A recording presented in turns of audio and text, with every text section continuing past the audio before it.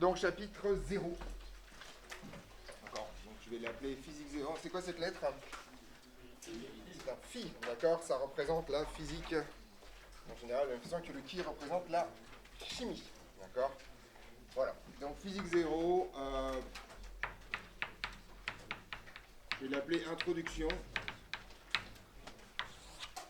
C'est un...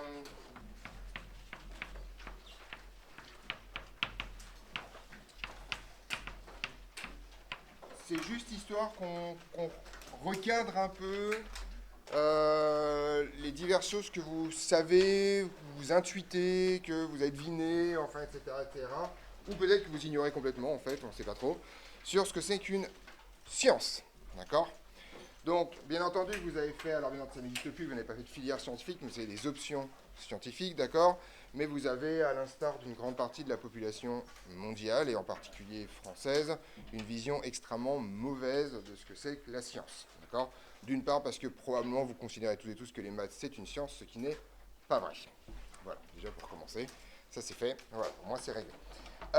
Donc, et d'ailleurs, ça génère pas mal de problèmes sur les définitions. J'ai personnellement donc il n'y a pas de définition univoque de ce que c'est qu'une science, par ailleurs. Je ne vais pas rentrer dans ces détails-là. Moi, j'ai une vision extrêmement restrictive de ce que c'est. Voilà. Genre, je fais de la science, c'est pas les autres. Voilà, ça va être très simple. C'est pas tout à fait vrai, mais ça ressemble à ça. Mais donc, on va recadrer les choses et surtout, on va essayer de recadrer ça pour pouvoir introduire en fait la façon dont la physique en tant que discipline fonctionne. D'accord? C'est pour ça que je fais un peu la définition de cette histoire. Alors, on va un peu dézoomer. Une science, c'est quelque chose de relativement simple. Ça étudie le réel. D'accord? Donc, une science, c'est quelque chose qui s'intéresse à ce qui se passe en dehors de nous, c'est-à-dire le monde tel qu'il fonctionne. D'accord? Déjà, donc, en tant que discipline, on va mettre une première borne. Je vais l'écrire. Alors, petite remarque, vous n'avez jamais de notes à prendre. J'écris tout ce que vous devez écrire. Quand j'écris pas, vous écrivez pas. Voilà.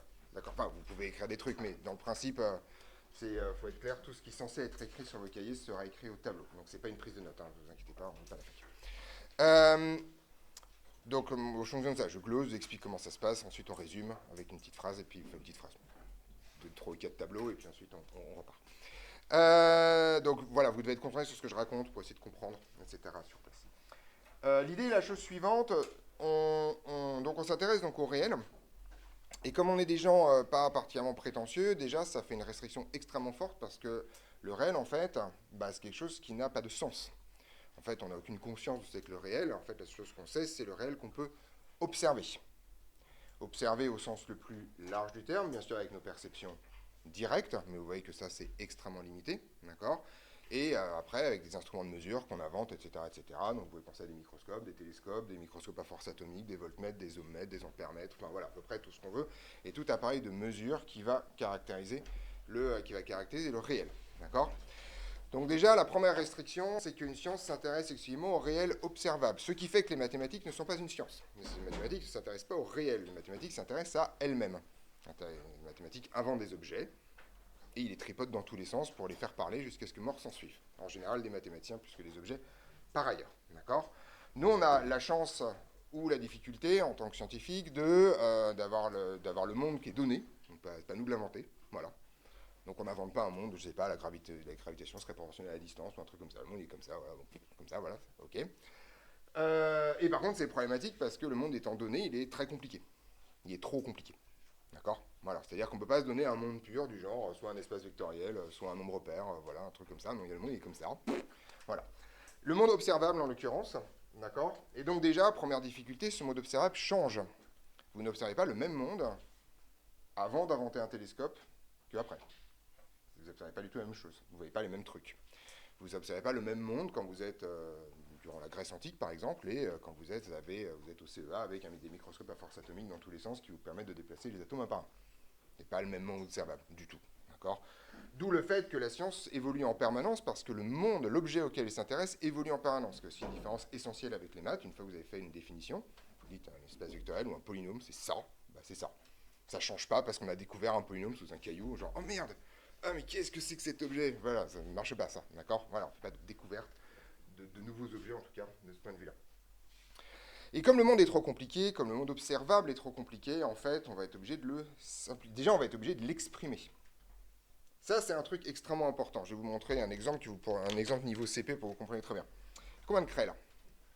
J'ai posé celle-là. J'ai pris 2 craies identiques pour qu'il n'y ait pas trop de débat. 2, c'était pas, voilà, c'était pas un test, hein, d'accord? Ça, c'est un vrai concept déjà, d'accord? Vous avez associé, vous avez simplifié le monde en disant que ces craies sont suffisamment identiques pour que vous puissiez considérer que vous pouvez les compter pareil, d'accord? Après, vous inventez des concepts, genre des objets, je peux vous dire, voilà, il y a combien d'objets ici, mais vous voyez que déjà, c'est déjà plus compliqué, ok?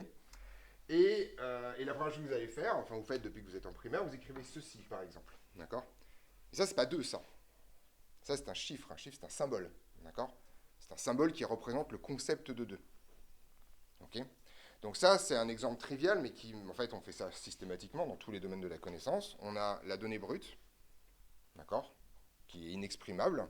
On fait un modèle sur ces données brutes, c'est-à-dire qu'on simplifie le monde en disant, d'accord, vous êtes d'accord que ça pourrait être une blague, hein, mais en fait, en vrai, quand je vous montre ça, en fait, vous n'avez pas montré 2 craies. Je vous ai montré 2 craies, puis moi derrière, puis le tableau, puis, enfin voilà. Mais vous avez déjà fait abstraction du monde entier en vous disant, bon, bah, probablement, il parle de ce qu'il a dans les mains, le reste, on s'en fout, d'accord? Mais vous voyez que vous avez déjà fait une abstraction, vous avez fait un modèle du monde dans votre caractérisation, d'accord? C'est comme ça qu'on appelle ça. Et ensuite, vous l'avez exprimé avec des concepts verbalisables, qui sont tout autant imparfaits, qui peuvent être incomplets, qui peuvent être mauvais. On peut utiliser les mêmes concepts alors que les choses sont différentes, d'accord? Et ces vocabulaires vont aussi être amenés à évoluer, d'accord?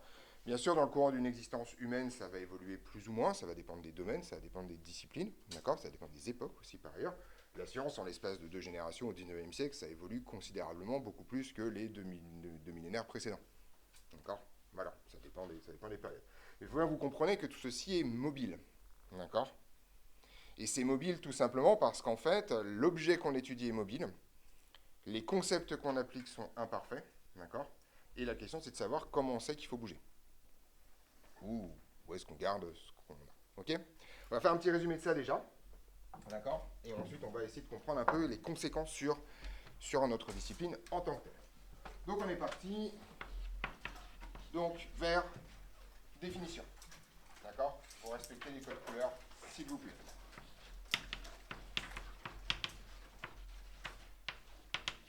Donc, vous voyez que très discrètement, j'évite de définir une science discrètement, je définis son objet, mais factuellement, ça revient un peu au même, d'accord?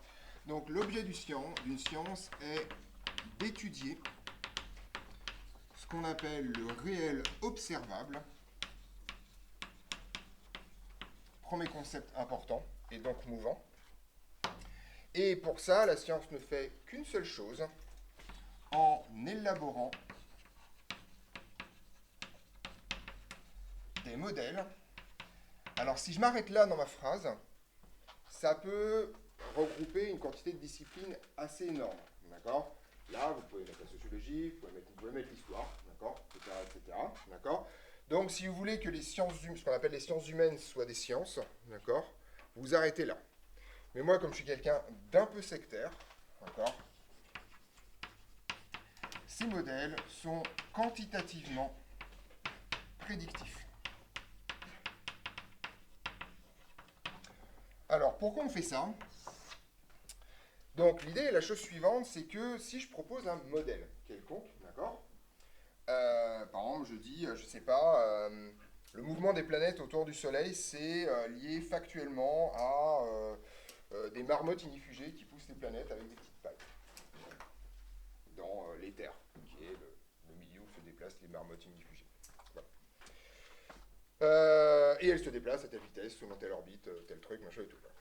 Si je propose ce modèle-là, il n'a pas de raison particulière d'être fausse, a priori, il faut que je propose aussi des moyens de vérifier. Je dis la preuve que j'ai plus raison que la gravitation, parce que si on regarde du côté le déplacement de la Terre, on les voit, les marmottes. Voilà. Bon, voilà, ça marche pas. D'accord ? Le fait qu'un modèle fasse des prédictions n'est pas simplement quelque chose de cosmétique ou juste un petit bonus en plus. Le fait qu'un modèle fasse des prédictions, ça c'est extrêmement important, vous l'avez peut-être vu en philo l'année dernière si vous avez fait une partie science, d'accord? C'est ce qu'on appelle la réfutabilité des modèles, ok? Vous avez fait ça un jour dans votre vie, d'accord? Le fait qu'un modèle soit réfutable, c'est ça. C'est-à-dire qu'un modèle doit toujours proposer lui-même des méthodes pour vérifier qu'il a raison. Et si vous ne prédisez rien, vous pouvez raconter n'importe quoi. Il n'y a aucun problème, d'accord? Il serait d'ailleurs extrêmement intéressant de passer l'intégralité des TikTokers divers et variés qui font des prédictions aujourd'hui, en particulier celles et ceux qui prédisent une invasion extraterrestre dans le courant de novembre 2025, par exemple, c'est intéressant, et de leur rappeler d'ici 4 mois que quand même, ils ont dit de la merde. Voilà. Mais c'est ça aussi le risque de faire des prédictions. Vous faites des prédictions et vous dites voilà. Et la science a ce caractère relativement... alors c'est pas forcément de l'humilité, mais c'est juste que c'est le mode de fonctionnement du truc, c'est dire voilà, moi je pense que le bon modèle c'est ça. Voilà les conséquences qu'on aurait si ce modèle était vrai par rapport à un autre modèle qui explique la même chose mais qui prédit pas les mêmes choses. Maintenant on bosse et on regarde lequel des deux tombe en premier. Vous remarquez le vocabulaire, c'est pas lequel des deux est vrai, c'est lequel des deux tombe en premier. Et en fait, un modèle est vrai. En fait, un modèle n'est jamais vrai en physique. Un modèle, il n'est pas faux, jusqu'à preuve du contraire. Et on garde en général le seul qu'on n'a pas réussi à faire tomber. Puis on avance. Il y a des modèles qui durent, voilà, qui ont une bonne longévité. Alors en général, les modèles ne tombent pas, les modèles sont bornés. À un moment donné, on dit, bon, ce truc-là, ça n'explique pas ce truc-là. Donc on va restreindre le truc à une petite boîte. C'est ce qui se passe avec la mécanique newtonienne, par exemple, qui n'explique que voilà, une fraction non extrême des vitesses, par exemple. Ou des tailles. Donc ça, c'est vraiment extrêmement important. Donc la prédictivité, c'est pas uniquement un truc de luxe qu'on a en plus, c'est le fait que on va faire des prévisions, et ces prévisions, en fait, rendent le modèle réfutable. D'accord? C'est un luxe qu'on a, par ailleurs, en sciences. C'est un luxe que n'a pas la sociologie. C'est un luxe que n'a pas l'économie. Ça, c'est pas contrairement à ce qu'il raconte. D'accord? C'est un luxe que n'a pas l'histoire. L'histoire n'est pas là pour prévoir. L'histoire, en fait, fait un modèle en disant, je pense qu'il s'est passé ça pour telle raison. Mais l'histoire peut faire d'expérience, peut pas dire bah, je vais prendre la même humanité, puis je vais enlever 2-3 trucs, je vais rajouter 3 machins, puis je vais voir comment ça tourne. D'accord? On peut pas faire d'expérience en histoire, c'est pas possible. D'accord? C'est pas de leur faute, c'est pas la faute des historiens, c'est parce qu'ils sont débiles, c'est juste parce qu'on peut pas faire ça. En science, on a la capacité de faire des expériences, donc de jouer avec les paramètres, voilà, de pousser des curseurs, et ça c'est un grand luxe qui nous permet d'avoir ce genre de choses. D'accord? Donc, pour résumer ce que je raconte, propriété ou truc important, d'accord? Donc le caractère prédictif d'un modèle constitue sa réfutabilité, au sens de Popper. D'accord? Hop là. En fait, il reste valide tant que ces prédictions ne sont pas affirmées.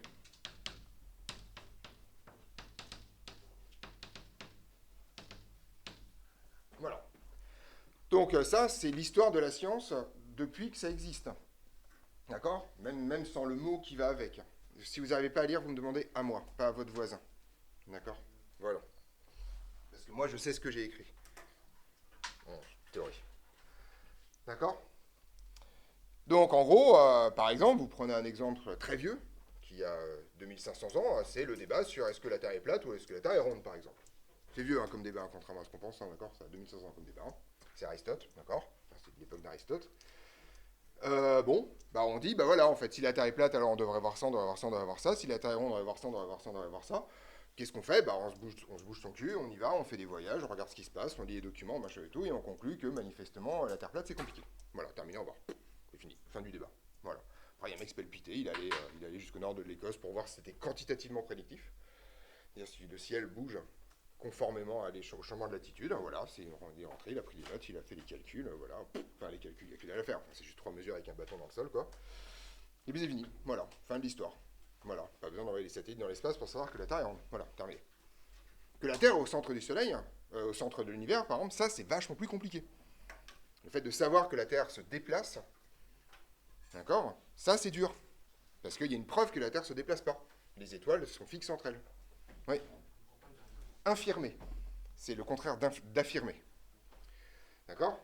Donc la preuve, par exemple, si vous ne le savez peut-être pas, mais la preuve définitive, expérimentale, que la Terre tourne bien autour du Soleil, ça date de 1822. C'est super tard par rapport au fait qu'on sait que la Terre est ronde. C'est pas du tout le même délire en fait, parce que c'est beaucoup plus difficile à faire comme manip, c'est extrêmement compliqué. Et donc, on finit par y arriver, mais on attend 2 millénaires pour y arriver. Et puis, du télescope, du microscope, enfin du réticulaphile, de la diffraction, de la spectrométrie. Enfin voilà, on met du lourd derrière. C'est pas simple à faire, d'accord? Donc ça, c'est extrêmement important. Et en fait, la science passe sa vie, en fait, en vrai, à chercher des problèmes. Parce que c'est ça qui va vous permettre de savoir si le modèle est juste ou s'il va être dépassé.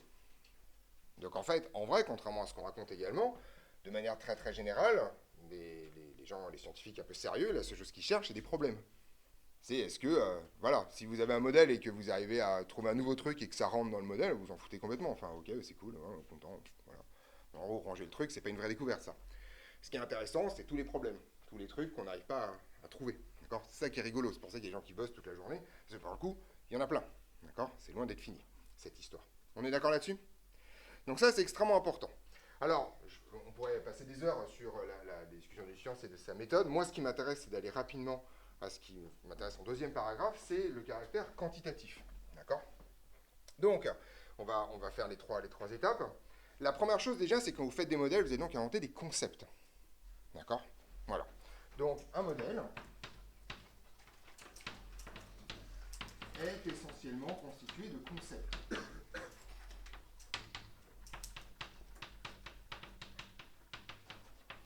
Ces concepts, pareil, sont de forme mobile, mutable, ils vont changer avec le temps. Je vous rappelle que, par exemple, jusqu'à la fin du 19e siècle, le mot énergie, on n'utilisait pas le mot énergie. Hein, la première occurrence du mot énergie en physique, c'est 1884, si je ne me trompe pas, en français. Et avant, en fait, tous ces trucs-là, on appelait ça une force. D'accord? Et à un moment donné, en fait, on a, par exemple, la première occurrence du mot de l'énergie cinétique s'appelait la force vive. Et à un moment donné, on a fini par se dire que c'est un peu con d'appeler de façon identique, deux concepts qui sont essentiellement différents. La force que vous connaissez vous, celle qui fait bouger les objets, d'accord, qui est en Newton, et un autre truc, qui est en fait un peu le carburant dans cette histoire, d'accord, qui est en joule. D'accord. Donc en fait, à un moment donné, on a séparé les concepts, mais factuellement, et c'est la clarté d'un modèle tient essentiellement à la longévité de ces concepts et au fait qu'à un moment donné, on a bien fait le boulot, on a fait des trucs propres, etc., etc. Bien sûr, la science moderne essaie de faire ça dès le début, si elle le peut, c'est-à-dire si elle a une excellente compréhension du problème. Si vous vous intéressez un peu à l'astrophysique moderne, vous savez qu'on parle en ce moment beaucoup de choses comme matière noire, énergie noire, on sent bien que ça, sauf gros coup de bol, c'est un concept de merde. C'est un espèce de gros sac de tout ce qu'on ne comprend pas. On appelle ça l'énergie noire. Voilà. Mais on ne sait pas, ça se trouve, il y a plein de morceaux dedans, ça se trouve, c'est pas comme ça se trouve, c'est pas une énergie, ça se trouve, c'est autrement. Enfin voilà, encore, on sent que pour l'instant, on est dans une zone où on a un gros truc, une grosse boîte. On met de la truc dedans et on essaie de regarder ce qu'il y a à l'intérieur. Sauf qu'on n'y arrive pas parce que c'est compliqué. Mais on va y arriver, hein. Mais on ne sait pas trop. Ce concept survivra peut-être pas à terme. Et des comme ça, il y en a plein. D'accord? Je peux vous en donner. Il y a l'éther que vous connaissez peut-être, d'accord, qui était le milieu de propagation de la lumière. On a prouvé qu'il n'existait pas. D'accord? À l'inverse, vous regardez le Soleil, vous trouvez un nouveau gaz, vous appelez ça l'hélium. Bah lui, ça marche. Vous regardez les nébuleuses planétaires et puis vous trouvez un nouveau gaz qui s'appelle le nébulium. Bah ça marche pas en fait, c'est de l'oxygène. D'accord? Donc des accidents comme ça, vous inventez un nouveau concept et vous avez une chance sur deux, grosso modo, que ce truc-là ne survive pas parce que c'était pas la bonne façon de voir le problème. Mais c'est au départ, bien sûr, on ne le sait pas. D'accord? Donc on invente des concepts. Alors des concepts, il y en a plein, d'accord? Et en particulier, en fait, ces concepts, elles vont caractériser des grandeurs. En physique, c'est vraiment le truc essentiel qu'on manipule. Vous avez peut-être déjà entendu ce terme, grandeur, d'accord? Donc en fait, ceci, en physique, mais de manière générale en sciences, se traduit par ce qu'on appelle des grandeurs. Donc une grandeur, c'est simplement un mot, une catégorie. Pardon, j'en suis pas. Des grandeurs. Et donc, si j'essaie de définir ça assez maladroitement, en fait, une grandeur, c'est une catégorie qui va regrouper en fait le même type de choses, en fait. Voilà. Catégorie regroupant des types mesurables similaires. Alors là, c'est un peu conceptuel. On va prendre des exemples, parce que vous connaissez des exemples de grandeur. C'est les mêmes choses que vous avez vues au lycée. Hein, donc, allez-y, n'hésitez pas. La longueur, par exemple, effectivement, les longueurs, voilà, c'est une. Voilà, une longueur, c'est une grandeur, ça. D'accord? C'est la même chose que distance, hein. C'est pareil. D'accord, longueur d'un objet, voilà. Donc vous voyez que la longueur d'un objet peut avoir plein de trucs, c'est un concept. Vous vous rendez compte que la longueur, c'est par exemple un truc ultra compliqué. C'est-à-dire la longueur, vous pourrez prendre, c'est la distance entre deux points, ça c'est facile, mais ça peut être aussi la circonférence d'un cercle par exemple. Et vous voyez que ça ne se mesure pas avec une règle ça en fait. Enfin si, vous faites un truc, après vous le remettez à plat, enfin... D'accord, c'est déjà un concept, bien sûr c'est un concept que vous êtes habitué, la longueur, mais c'est un concept difficile, actuellement. Oui. Catégorie regroupant des types mesurables similaires. D'accord. Il y a que d'autres comme bestial. Ouais. La durée, effectivement, non, sans problème. Tout ce qui est durée. Ouais. La vitesse, effectivement. Tout à fait. D'accord. Oui, ça aussi, c'est un concept absolument incroyable. Je veux dire, la vitesse d'une voiture, la vitesse de déplacement d'un fleuve, etc. etc. D'accord. D'accord. On va faire la liste, puisque, en fait, il y en a autant que de concepts mesurables en physique. Ouais. Est-ce qu'il y a des modèles qui sont irréfutables Par définition, non. Alors, il existe des alors, je vais la refaire autrement. Il existe des modèles irréfutables, mais ce ne sont pas des modèles scientifiques. Je vais te donner un exemple très simple. L'existence d'une divinité quelconque, c'est un modèle irréfutable. Voilà. C'est simple. Les gens qui pensent que ça existe, d'autres qui pensent que ça n'existe pas, mais il est largement étayé du fait que tu ne peux pas prouver ni l'existence ni l'inexistence. Ça ne veut pas dire que c'est complètement débile. Ça veut dire que c'est pas scientifique. C'est pas le boulot de la science, ça. D'accord. Les modèles irréfutables, c'est pas le boulot de la science. D'accord. Si tu crois en quelque chose, je sais pas moi, n'importe quoi, c'est pas le boulot de la science. C'est le boulot de ta conscience, c'est le boulot des théologiens, s'il y a que ça pour te faire plaisir. C'est pas le boulot de la science. Voilà. Donc les modèles irréfutables, ça existe, mais c'est pas des modèles auxquels la science s'intéresse, puisque par définition, on peut rien leur faire en fait. C'est juste un gros caillou posé là, et c'est comme ça, pas autrement, il n'y a pas de discussion, il n'y a pas d'avancée possible, ni de recul, c'est posé, on va se poser. Voilà. Ok, terminé. Par contre, si on rentre dans des subtilités, des modèles supposés irréfutables peuvent le devenir. Si tu dézoomes un peu sur l'histoire de la connaissance, majoritairement au XVIIe siècle, et plutôt du XVIIe jusqu'au XIXe, on est passé d'un monde où on pensait que les montagnes sont là, parce qu'elles sont là, à un monde où on dit comment les montagnes se forment. D'accord. C'est-à-dire qu'il y a un truc au départ, on pense que c'est pas intéressant, ça existe quoi, c'est une donnée. Et en fait, on dit non, mais il existe en fait une cosmologie de ça, et en fait ça se forme. Voilà. Donc, on passe pas vraiment au sens utilitaire d'un modèle irréfutable, au sens c'est un truc où on pense que ça n'a pas d'intérêt, mais c'est ça l'idée, c'est qu'à un moment on se découvre que ce truc-là, en fait, est moins verrouillé qu'on pourrait le penser. C'est ça le principe. On est d'accord là-dessus? C'est bon? Voilà. Alors, une fois que vous avez fait ça, d'accord, vous avez un autre mot qui va arriver dans la définition que j'ai mis ici, c'est le mot quantitativement. Si vous voulez faire des prédictions quantitatives, c'est-à-dire que vous allez mettre des chiffres sur le sujet, d'accord, des nombres. Si vous mettez des nombres, ça signifie que ces grandeurs-là doivent être traduites en nombres, d'accord. Or, vous savez très très bien, et ça va vous faire bizarre, si je vous dis, bon, bah, la fin des cours, c'est dans 4, vous voyez bien qu'il manque quelque chose. Vous aimeriez bien savoir 4 quoi, d'accord. Ok. Si c'est dans 4 jours, c'est pas la même chose que dans 4 secondes. On est d'accord là-dessus? Qu'est-ce qu'on vient d'inventer là comme objet? Les unités, d'accord. Donc si vous voulez rendre une grandeur quantitative, c'est-à-dire si vous voulez la rendre mesurable, alors il faut que vous inventiez des unités. Ça, c'est un truc extrêmement important qu'on vous a peut-être jamais expliqué de façon aussi claire. Les unités, c'est une invention humaine, d'accord. Si jamais on rentre en contact avec une civilisation extraterrestre un jour, ils auront probablement inventé les concepts de longueur, de temps, d'intensité, d'accord, des choses physiques. Mais probablement, il est impossible qu'ils aient le même jeu d'unités, tout simplement parce que la quasi-totalité de nos unités procèdent des spécificités de la planète sur laquelle on vit. D'accord.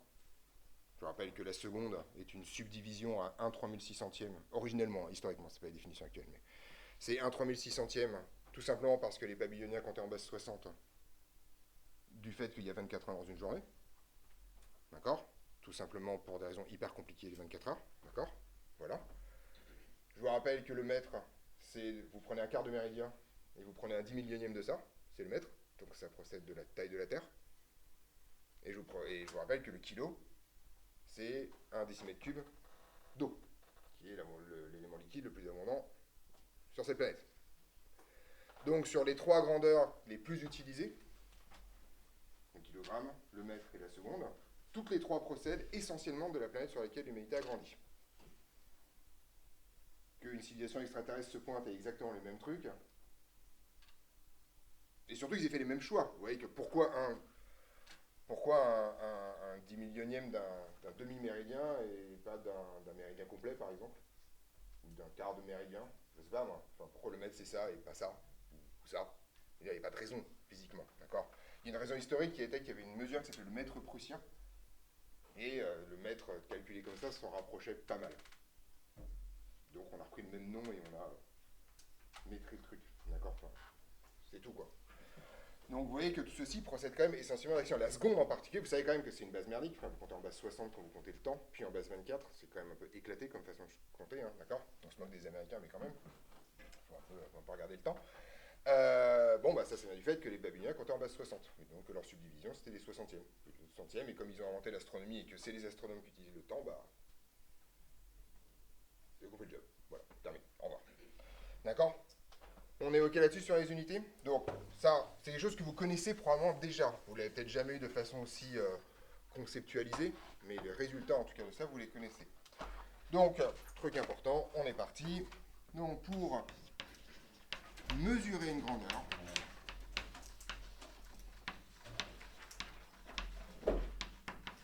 on invente ce qu'on va appeler un système d'unités. Voilà. Et ça va être mon deuxième paragraphe, qui est donc le système d'unités. Alors, quand je vous dis qu'on l'invente, c'est vraiment extrêmement important, et surtout, il ne faut pas que vous pensiez que c'est un truc annexe. En fait, il s'avère que si vous racontez les unités à quelqu'un, vous racontez la science. D'accord. Prenez une civilisation quelconque, si vous voyez que dans leur jeu d'unités, ils n'ont pas l'ampère, ça signifie qu'ils n'ont pas découvert l'électricité. Voilà. S'ils n'ont pas le parsec, ça veut dire qu'ils n'ont jamais pensé au mouvement de leur planète autour du Soleil. D'accord. Etc., etc. Donc quand vous parlez du jeu d'unités et des relations entre elles, en fait, vous avez à la fois un résumé de tout ce que la science peut faire et des relations qu'il y a entre les grandeurs dans les modèles utilisés par la science. On va en parler tout de suite. Donc en fait, les unités, c'est pas un truc qui arrive après la physique, c'est au contraire la colonne vertébrale de tout le système. D'accord. Les relations entre les grandeurs et les relations entre les unités, ça c'est extrêmement important. Donc il faut bien comprendre que le délire d'homogénéité est la raison pour laquelle je fais ce paragraphe en premier. C'est pas juste parce que je vais vous faire chier avec l'homogénéité toute l'année. Ça va arriver, mais c'est pas pour cette raison-là uniquement.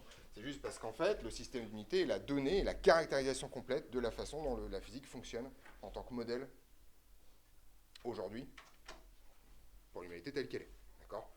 On rajoute, on enlève, on relie, etc. etc. D'accord. Alors, le système d'unité, on va d'abord observer quelque chose avant de rentrer dans ces... Alors, dans quel sens je le fais? Ok. Il existe en fait un système d'unités qui est séparé, c'est-à-dire qu'on a deux types d'unités. On a un certain nombre d'unités qui sont des unités qu'on va appeler fondamentales. D'accord. C'est des unités pour lesquelles on a une définition. Alors, la définition a évolué au cours du temps pour une raison très simple, c'est l'évolution de la technologie. Par exemple, vous savez que le mètre, pendant la Révolution française, il y avait un mètre étalon que vous pouvez toujours voir. Il est à Paris, il est rue du Luxembourg, il est incrusté dans une paroi de bâtiment. Et donc les gens étaient amenés à dire, bah voilà, je veux reproduire le mètre étalon, je peux le faire. Je prends un bout de bois, je vais le coller là-dessus, je coupe, et puis je me barre chez moi, et j'ai un mètre. Voilà.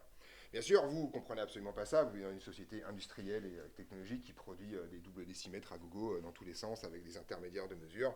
Vous achetez un mètre, vous avez un mètre. Si vous faites du bricolage un peu, vous savez que vous achetez 2 mètres différents dans un magasin et que vous n'êtes pas au millième près quand même. Hein. D'accord. Voilà, que les millimètres, parfois, vous les sentez passer. Okay. Mais globalement, voilà, c'est quelque chose qui est donné pour vous. Le truc, c'est que les étalons bougent avec le temps. Si vous imaginez une barre de métal à l'extérieur, bah, ça monte, ça descend. Et donc, au fur et à mesure qu'on a des capacités de mesure de plus en plus précises, on se rend compte que les étalons ne sont pas bons. Qu'ils changent.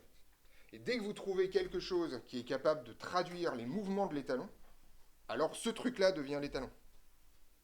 Et c'est à nouveau une décision. C'est-à-dire, maintenant, le mètre, c'est ça. D'accord. Donc, en particulier, vous savez peut-être aujourd'hui, ce n'est pas les définitions que je vais vous donner des définitions historiques, parce que c'est plus intéressant. Mais vous savez qu'aujourd'hui, en fait, la seconde est définie. D'accord. Comme un truc de désinteractions radioactives. Je sais même plus où ils changent tous les 2 ans parce qu'à chaque fois on trouve un truc de plus en plus précis sur les horloges. Et ensuite, toutes les unités sont définies à partir des constantes fondamentales. Aujourd'hui, on a fixé la valeur de la vitesse de la lumière, ça ne se mesure plus, c'est donné. Et le mètre, c'est la distance que parcourt la lumière en une seconde divisé par, enfin, en sa vitesse multipliée par une seconde. Voilà, d'accord, etc., etc. On est d'accord là-dessus? Voilà. Donc, c'est vraiment ce genre de choses. Il faut bien que vous compreniez que les unités elles-mêmes ont évolué au cours du temps. D'accord? Y compris avec le même nom. Bien sûr, comme on n'est pas complètement débile, on garde un truc relativement similaire au fur et à mesure, mais on n'a plus les trucs. Donc, ces unités fondamentales, elles sont en nombre de 5 plus 2. D'accord? Je sais que vous savez calculer, c'est pas la question, mais pour moi, il y a 2 catégories différentes. Donc, en fait, on invente, et là, c'est vraiment une définition, en fait. Donc, on pose. Donc, pour l'instant, je vais en mettre 5. 5 unités fondamentales.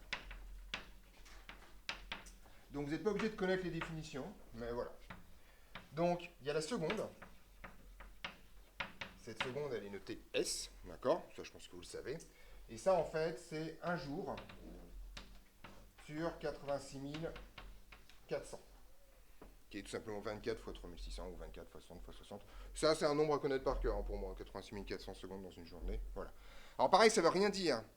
Un jour, en fait, ça, c'est un jour synodique moyen. Il s'avère qu'en fait, les jours ne durent pas le même temps au fur et à mesure de l'année. D'accord? Donc déjà, dans cette définition, on sent qu'il y a plein de trucs que je mets sous le tapis. D'accord? C'est juste pour vous donner un ordre d'idée.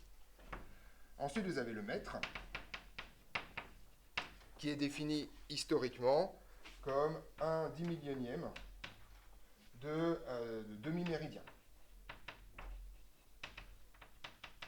Je vous rappelle ce que c'est qu'un méridien, rapidos quand même. Donc, au XVIIIe siècle, on sait que la Terre est une sphère, parce qu'on n'a pas encore les débiles qu'on repopé. Voilà, d'accord.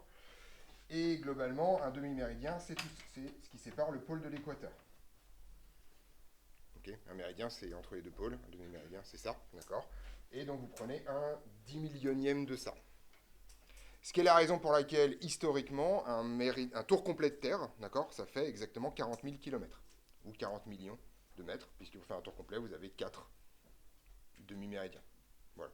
Et ça tombe pile poil. Mais ça tombe pas pile poil par miracle, ça tombe pile poil parce que c'est la définition du mètre. D'accord? Voilà, c'est pas hyper compliqué, quoi. C'est comme si vous prenez, je sais pas, un paquet de bonbons, vous divisez ça en 10 parts égales, et puis vous faites, ah, si j'en prends 10, ça tombe pile poil ce que j'avais au départ. Bah, ouais, voilà, super, gros mystère, incroyable. Ensuite, vous avez le kilogramme, d'accord? Je vais l'écrire comme ça. Le kilogramme, qui est en fait la masse d'un décimètre cube d'eau. Tout ça pour vous rappeler qu'un décimètre cube, c'est 1 litre. D'accord? Donc 1 litre, c'est un cube d'un décimètre sur un décimètre sur un décimètre. D'accord? Je vous informe comme ça. Juste pour ça, parce que j'en ai marre que mes élèves se trompent entre les mètres cubes et les litres. D'accord? Donc la prochaine fois que vous me dites qu'on peut porter facilement 1 mètre cube, d'accord? Je vous envoie faire mes courses. Vous allez ramener un petit mètre cube de course, parce que sinon ça pèse 1 kg, donc c'est pas la mort. Puis on en reparlera. D'accord? Voilà. Donc ça c'est la base. J'en suis à 4. Il en reste 2 dans cette histoire. Donc en fait, assez curieusement, ces unités-là, alors les grandeurs que caractérisent ces unités-là sont connues depuis très longtemps. Mesurer le temps, mesurer la longueur, mesurer les masses, pour ça c'est un truc supra-vieux, d'accord? Pas forcément faire de la science par ailleurs, je peux faire du commerce, voilà, etc., etc. Beaucoup plus tard va arriver un truc extrêmement intéressant qui est le Kelvin. Donc on note K, qui mesure la température. Alors, je vous fais l'historique rapide du Kelvin. Donc, grosso modo, au départ, on définit... Alors, on se rend compte quand on fait des mesures de température qu'il y a des systèmes qui ne changent pas de température quoi qu'il arrive, ça s'appelle des points fixes. De façon accessible facilement à l'expérience humaine, il y en a 3. L'eau glacée, l'eau bouillante dans un récipient pas trop ouvert, et la température interne des mammifères. D'accord? Donc, les Celsius, c'est vous prenez les 2 qui caractérisent l'eau et vous divisez ça en 100 graduations, et vous appelez ça les degrés centigrades. D'accord? Le C dans degré C, c'est pas Celsius, c'est centigrade en fait, même si tout le monde dit Celsius, juste pour information. D'accord? Celsius, en fait, c'est dans l'autre sens. Celsius, c'est 0 pour l'eau bouillante et 100 pour la glace. fait, c'est l'inné qui fait le truc actuel. Et ensuite, on se rend compte que ce truc-là peut devenir négatif, bon ça c'est plutôt normal, mais par contre que ça ne peut pas dépasser une certaine valeur, et donc on décale tout vers le haut pour donner les Kelvin. D'accord, voilà. Une autre mesure possible, c'est les Fahrenheit, d'accord, où cette fois on prend l'eau glacée et la température interne des mammifères, d'accord, qu'on divise en un nombre de subdivisions plus ou moins arbitraires. Et Fahrenheit fait un truc qui n'est pas idiot par ailleurs, c'est qu'il décale tout pour que ce soit jamais négatif, pour que ça soit facile à comprendre. C'est pour ça que les températures en Fahrenheit sont toujours très élevées. C'est vraiment parce que c'est décalé vers le haut pour que dans sa région natale, à lui, les températures en Fahrenheit soient jamais négatives. C'est juste plus facile à piger, quoi. Voilà. Donc, pour le coup, l'échelle des Fahrenheit n'est pas plus aberrante que l'échelle des Celsius. C'est juste un autre choix. D'accord. Les Européens utilisaient les Celsius quand les Kelvin ont été inventés, donc c'est ça qui prédomine, mais ça aurait pu être l'inverse.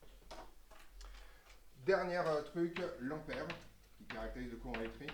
Je vous passe la définition, enfin, je vais vous la donner, mais vous n'êtes pas à la savoir.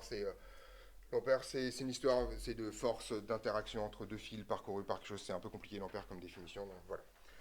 Alors en fait, ce qui est intéressant à savoir, c'est que à ces unités-là,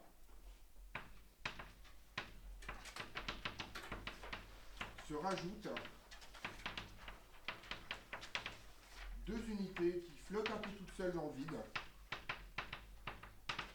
Parce qu'en fait, elles ne profitent à personne d'autre qu'à elles-mêmes, d'accord? Il y en a une que vous connaissez qui est la mole, que vous utilisez extrêmement souvent, qui est un conteneur, d'accord? Donc la mole, hein, je vous rappelle, c'est une mole, c'est le nombre d'Avogadro objet. Donc la mole est un truc un peu bizarre, ça n'a pas beaucoup de dimensions. Et le nombre d'Avogadro, c'est 6,02 puissance 23. Voilà. Vous êtes censé le connaître par cœur, mais pareil, à un moment donné, voilà quoi. Oui. Il y a fréquence sous ampère. À ces unités se rajoutent deux unités. Et la deuxième, c'est le candela. Donc le candela, c'est une mesure de l'intensité lumineuse ramenée à la perception humaine. C'est un truc un peu annexe aussi, ça vole tout seul dans son coin. Donc ces deux unités-là, alors cette unité-là, on la croisera extrêmement souvent, parce qu'en chimie, compter les atomes, c'est un peu pénible, donc on va compter des moles, c'est plus facile, d'accord. Et le candela, par contre, on ne la croisera pas. C'est une unité qui volait toute seule. On est d'accord là-dessus? Alors en fait, ces unités, elles ont une première caractéristique, avant de passer à la suite. Je vais vous donner un ordre d'idée. Si vous voulez mesurer, par exemple, des durées, d'accord? Des durées humaines usuelles, d'accord? Je pense que vous utilisez extrêmement rarement la seconde. Sauf pour dire j'arrive dans 3 secondes, ce qui est en général faux. Enfin, vous arrivez dans 3 secondes, c'est pas l'idée, d'accord? C'est juste pour témoigner d'une durée qui est a priori petite, d'accord? Mais en général, les durées qui vous intéressent, vous utilisez au minimum des minutes, des heures, des jours, des années, d'accord? Mais les secondes, c'est quelque chose que vous utilisez assez rarement. On dit donc que dans ce champ d'application-là, la seconde est une petite unité. C'est une petite unité parce qu'en fait, on est obligé d'utiliser des grands nombres quand on veut la manipuler. Et c'est d'ailleurs pour ça qu'on invente d'autres unités. Parce qu'en fait, pour l'esprit humain, ça c'est quelque chose, si vous avez déjà réfléchi, qui est relativement évident. En fait, on arrive à différencier les nombres de façon ordre de grandeur, grosso modo, entre 10-6 et 10 puissance 6 pour les plus entraînés d'entre nous. D'accord? Au-delà d'1 million, tout se ressemble. D'accord? Moi, les émissions de vulgarisation, on dit, regardez, c'est à 1 avec 15 zéros derrière. Enfin, moi, c'est pareil que si on me disait 1 avec 13 zéros derrière ou 1 avec 17 zéros derrière. Je ne comprends pas la différence. C'est beaucoup trop grand. D'accord? D'un point de vue conceptualisation. Okay. Donc, alors, il y a des trucs sur lesquels on est habitué aux grandes variations. Bon, on change d'unité. D'accord? Vous ne parlez pas de la préhistoire en secondes. Personne ne comprend rien. D'accord? Ça va être ça en siècle, en millénaire, d'accord? Si vous voulez, faire des trucs un peu grands. Par contre, effectivement, commencer à parler de performance sportive, en particulier à la course, en jour, c'est pas hyper utile. Enfin, franchement, si je vous dis que le record du 100 mètres, c'est machin 10 puissance moins 7 jours, vous vous rendez pas compte de la performance dans cette histoire. On est d'accord? Voilà. Donc en fait, on va toujours utiliser des unités pour qu'elles soient, on essaye en général d'utiliser des unités pour qu'elles soient en fait dans un champ numérique pas trop loin de 1. D'accord? Donc ça c'est l'idée. Donc on invente par ailleurs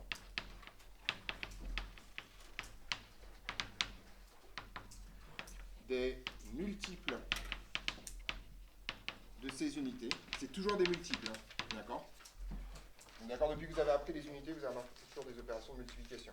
60, 3600, divisé par 100, fois 1000, d'accord, ou des trucs un peu plus bizarres, mais jamais d'addition, sauf pour les 7 chiffres qui ne sont pas unités par ailleurs. Des multiples de ces unités pour n'utiliser que des nombres accessibles à l'intuition humaine. Je vous rappelle que primitivement, avant qu'on invente le système de numération, l'humanité compte comme ça. 1, 2, 3, 4, beaucoup. D'accord? Les nombres accessibles à l'intuition humaine, c'est de 1 jusqu'à 4. Si vous n'avez pas inventé la numération, c'est-à-dire le fait que tout le nombre est décidé. Donc ça, c'est assez clair. D'un point de vue hors de grandeur, on peut imaginer des choses jusqu'à, allez, j'ai dit 1 million, mais je pense que même déjà pour vous, même peut-être pour moi, 10 puissance moins 6, c'est déjà des trucs, voilà, vers les puissances négatives, on est là, putain, de quoi on parle, en fait, en vrai, voilà. Et je pense qu'il y a plein de gens qui font pas la différence, enfin voilà, les erreurs d'ordre de grandeur, c'est des trucs tellement courants qu'il y a des gens, 1 milliard, 1 million, c'est pareil, enfin voilà, ils se rendent pas compte qu'ils racontent n'importe quoi. Oui. C'est quoi après unité? Des pour n'utiliser que des nombres accessibles à l'intuition humaine. D'accord. Donc, je vais mettre un truc, mais ceci n'est pas un absolu, hein, ça va dépendre de ce dont on parle, etc. etc. D'accord. Et ça, c'est des choses avec lesquelles vous êtes très familier, encore une fois. Si, je veux dire, si vous donnez un rendez-vous à quelqu'un, vous n'avez pas idée, on se donne rendez-vous dans tant de secondes. C'est absurde. Enfin, personne ne fait ça. Je veux dire, voilà, le seul truc éclaté, c'est les gens qui donnent l'âge de leurs enfants en mois. Ouais, voilà quoi. Bah, à un moment donné, il faut arrêter quoi. Je veux dire, voilà. Il a quel âge ton enfant? Mais il a 59 mois. 59, putain, ça fait combien 59 mois? Tout le monde fait la conversion, c'est pas possible. Voilà, d'accord, c'est pas ça. Okay. Vous donnez jamais votre taille en micron, jusqu'à preuve du contraire, etc. etc. D'accord. Voilà. Donc il y en a plein des comme ça. Alors en fait, là, c'est juste pour introduire un vocabulaire. Donc, une unité utilisant systématiquement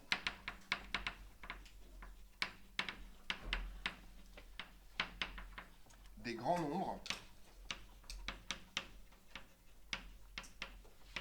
est dite petite. D'accord? Donc par exemple, la seconde est une petite unité. Dans la vie courante, s'entend. Ça dépend ce que vous faites. Hein. Bien entendu, ça dépend de quel domaine vous parlez. Le gramme, par exemple, c'est une petite unité dans la vie courante. C'est une unité énorme quand vous faites de la physique atomique. D'accord? Vous comprenez le délire? Voilà, ça dépend de ce qu'on fait. Hein. C'est pour ça que je précise le contexte là-dessus. Vous allez pouvoir deviner très facilement la définition suivante. Je vous écoute. Qu'est-ce que j'écris comme définition? La définition symétrique? Ouais. Oui, et ça sera quoi?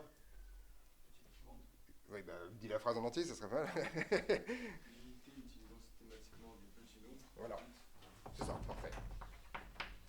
Donc, une unité utilisant systématiquement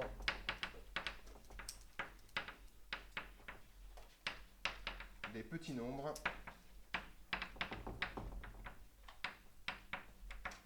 est dite grande. Je pourrais prendre le même exemple, hein. Les siècles par exemple, c'est une grande unité à l'échelle humaine, par exemple, pour la même raison.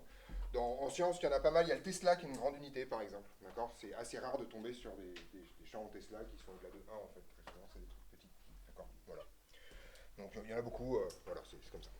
Le joule par exemple, c'est très petit, le watt c'est hyper petit comme unité, d'accord? Dès que vous faites un truc, vous êtes déjà en kilowatts, en mégawatts, en terawatts, en machin chose. Quand le watt c'est tout petit comme unité. On est d'accord là-dessus, sur ce truc-là? Voilà. Alors avant de continuer, petite remarque, la récré, je vous la donnerai quand on changera de chapitre. Alors avant de continuer, je vais vous faire deviner quelque chose. Peut-être, alors c'est juste, vous avez peut-être déjà deviné vous-même si vous y avez déjà réfléchi. D'accord? Mais on va quand même regarder un truc important. Alors, est-ce que vous connaissez l'unité... Alors on va pas prendre les unités là, habituelles. Est-ce que vous connaissez par exemple d'autres grandeurs que les grandeurs qu'on a vues ici, savoir la distance, le temps, etc., etc. Dans les grandeurs que vous avez vues en physique, des choses que vous pouvez manipuler. Ouais. La tension. La tension, par exemple, j'aime bien. Est-ce que j'aime la tension? Je trouve trop compliqué celle-là. Ouais. La pression, j'aime bien. La pression, je vais l'appeler P. Bon. C'est quoi ces unités, la pression? Il y a plusieurs unités, hein. Il y a le bar, il y a le millimètre de mercure, mais l'unité standard, effectivement, c'est le pascal. Pour l'instant, c'est pas ça qui m'intéresse, d'accord? Est-ce que vous connaissez une formule avec la pression? Ouais. Effectivement, vous savez que la force exercée par la force de pression, j'enlève tous les vecteurs et toutes les complications, c'est la pression multipliée par... La force, c'est la pression multipliée par la surface, d'accord? Donc en fait, une pression, c'est tout simplement ce qu'on va appeler une force surfacique. Voilà.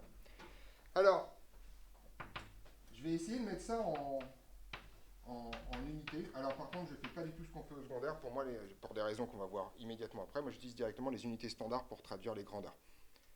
Donc j'invente pas deux vocabulaires différents, d'accord? Je ne fais pas L pour la longueur, d'accord? Ça c'est des mètres, ok, voilà. Alors les choses qu'on sait et les choses qu'on ne sait pas. C'est quoi la dimension standard d'une surface?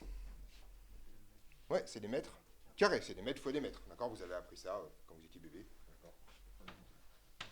C'est quoi l'unité standard d'une force? Ouais, c'est des newtons, mais des newtons, est-ce que je sais ce que c'est? Des newtons, vous voyez que j'ai pas vu encore. Ouais. Exactement, c'est la définition du Newton, d'accord? On va le faire. Alors, c'est la version compliquée de la définition du Newton, mais on va le faire comme ça. Donc, et ça vient d'une autre formule que vous connaissez, qui est que F, c'est M1. Ça, vous avez déjà vu cette force, cette relation, je suppose, avec des vecteurs, avec des trucs compliqués. Mais en termes de nombre, c'est ça. Une force, c'est une masse multipliée par une accélération. Ok? Et donc, on va dire que ça, c'est des kilogrammes pour la masse, et une accélération, qui est la dérivée seconde de la position, d'accord? Ça sera des mètres seconde moins 2, divisé par des mètres carrés. Okay, et on constate donc que, si je mets tout ça de façon propre, des pascals, c'est donc en fait des kilogrammes, mètre moins 1, seconde moins 2. Autrement dit, si je reviens aux dimensions, ça veut dire qu'une pression, c'est une masse, multipliée par l'inverse d'une longueur, multipliée par l'inverse d'un temps, au carré. Vous n'avez pas à savoir ça par cœur, on le retrouve. Ce qu'on vient de faire là, si vous voulez savoir ce que c'est, ou comment ça s'appelle un calcul d'homogénéité. Ça, c'est un calcul d'homogénéité. Autrement dit, en fait, on manipule les grandeurs pour voir un peu comment elles se font bisous entre elles. D'accord? Et vous remarquez, en fait, que ce truc-là a une forme particulière. Et ça, quelque chose que vous avez peut-être remarqué, les lois en physique sont toujours des lois avec des produits ou des puissances ou des produits de puissance. D'accord? Ça, c'est un truc extrêmement important dans cette histoire. Alors, il y a bien sûr des sommes, mais on va en parler un tout petit peu après. D'accord? Et en fait, ça, c'est un truc fondamental dans la façon dont la physique se construit. Toute grandeur s'exprime comme un produit de puissance d'autres grandeurs, et en particulier comme un produit de puissance des 5 grandeurs fondamentales. Toute grandeur sans exception. Autrement dit, le volt dont votre camarade a parlé tout à l'heure, c'est un tout petit peu plus compliqué, mais on peut y arriver, d'accord? Le volt, a priori, c'est quelque chose qui va s'exprimer comme un produit de puissance de kilogrammes, de mètres, d'ampères, de Kelvin et de machin. Cette puissance pourrait être éventuellement nulle. D'accord? Vous voyez que là, j'ai le droit de rajouter ça. Ampère puissance 0 et il manque quoi? Kelvin puissance 0. Vous voyez que je vais faire ça, d'accord? Et je vais rajouter à ce que je viens de dire un mot qui est extrêmement important. Toute grandeur s'écrit de manière unique comme un produit de puissance des 5 grandeurs fondamentales. Autrement dit, il n'y en a qu'une façon de faire. D'accord? Vous ne pouvez pas refaire un autre calcul et dire « Ah, bah moi je trouve en fait que la pression, c'est du kilogramme carré, mètre moins 3, voilà. » D'accord? Les exposants sont uniques. D'accord? Et ça, c'est extrêmement important. Et c'est probablement alors c'est un terme qu'on utilisera tout le temps, de façon un peu parallèle, cette année. Donc, toute grandeur s'écrit comme un produit de puissance des 5 grandeurs fondamentales. Donc vous comprenez pourquoi j'ai découpé ça en 5 plus 2. Tout simplement parce qu'en fait, La mole et le candela vivotent dans leur coin et ne produisent pas d'autre chose. D'accord. La mole produit que de la mole. D'accord. Voilà. La mole, encore le candela aussi. Et donc, grosso modo, celles-là sont extrêmement importantes. Petite remarque, si ça vous intéresse, c'est la raison pour laquelle on a 5 constantes fondamentales aussi. Parce que c'est les 5 qui permettent de définir ça. Si on trouve une autre constante fondamentale un jour, ça signifie donc qu'il existe une unité fondamentale supplémentaire qu'on ne peut pas relier à ce truc-là. D'accord. Le jour où on a découvert le courant électrique, on a rajouté l'ampère dans cette histoire, qu'on n'avait pas avant, etc., etc. Et là, on a rajouté donc la charge de l'électron comme constante fondamentale, ou la parité d'électrique du vide, ça dépend ce qu'on choisit, mais il y a un moment donné, il faut en rajouter une. Donc, quand je parle d'ossature, c'est ça qui est important. C'est-à-dire que le nombre de constantes fondamentales, hein, c'est pas du tout au pif. Il n'y en a pas 453. Il y en a 5. Parce que celles-là, elles sont autonomes les unes par rapport aux autres. Elles sont reliées par les constantes fondamentales. C'est tout. Okay. Et ça se trouve, on découvrirait un jour qu'en fait, je sais pas, le temps, c'est une déformation de la masse. C'est rien. Et donc, on en fera tomber une. Il y a une constante qui ne sera plus une constante fondamentale, mais juste un accident. Et il n'y aura plus que 4 trucs. D'accord. Ça, voilà. Donc, si vous trouvez une autre unité, une autre grandeur, bah, soit vous arrivez à lui faire un bisou avec autre chose, soit c'est nouveau, mais ça se trouve à terme, on va se rendre compte que ça, c'est pas nouveau, mais qu'en fait, c'est un truc qu'on peut exprimer avec le reste. Et ça, c'est les lois physiques qui vont vous le raconter. Vous voyez que ce calcul-là, je l'ai fait à partir de relations de physique que vous connaissez déjà. Donc, on va prendre quelques exemples pour que vous voyez comment ça marche. Je vais d'ailleurs... D'accord. Donc, la pression, c'est donc...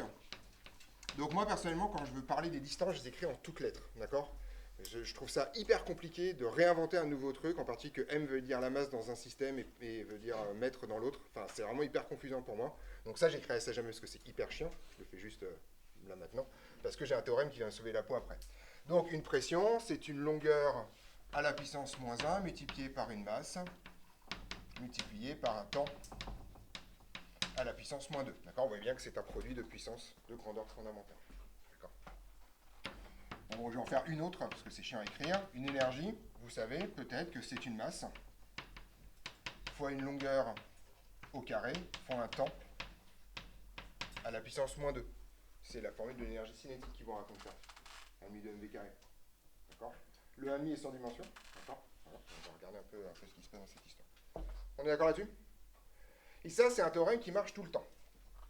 C'est pénible à écrire, mais en fait, on va être simple. Vous voyez que tout à l'heure, quand je vous ai demandé ce que c'était que l'unité de la pression, vous m'avez dit le Pascal, d'accord. Mais en fait, vous voyez que cette question, c'était une question piège, parce que l'unité de la pression, ça ne veut rien dire. De même que l'unité du temps, ça ne veut rien dire. Si je vous dis c'est quoi l'unité du temps, bah en fait, ça dépend. Ça peut être des minutes, ça peut être des heures, ça peut être des siècles, ça peut être des secondes, ça peut être des picosecondes. Il y a plein de choses, en fait. Pourquoi il y en a une qui est privilégiée? Pourquoi vous m'avez sorti le Pascal et pas, je sais pas, des bars ou des millimètres de mercure ou des Gauss? Des Gauss, c'est du champ magnétique, pardon, j'ai n'importe quoi. Enfin voilà, il y a quoi d'autre? Bon, ça suit déjà, voilà. Ouais. Donc pourquoi? Parce qu'on s'est mis d'accord. Parce qu'on s'est mis d'accord. Alors, c'est pas si arbitraire que ça, en fait. Ouais. Alors, sinon, il y aurait d'autres trucs, effectivement. Alors, on sent qu'on a rajouté des trucs, là. Il y a un truc qui ne va pas, en fait. Vous voyez que dans cette relation-là, il n'y a que des 1 en termes de nombre qui accompagnent ce truc-là. D'accord? Il n'y a pas de 1000 ou de machin chose. Et ça, c'est pas un miracle, en fait. Ça, c'est la définition du Pascal. De la même façon que votre camarade a dit tout à l'heure que l'accélération, c'était alors, je sais plus comment tu as exprimé, ouais, Moi, je dis qu'une force, enfin, un Newton.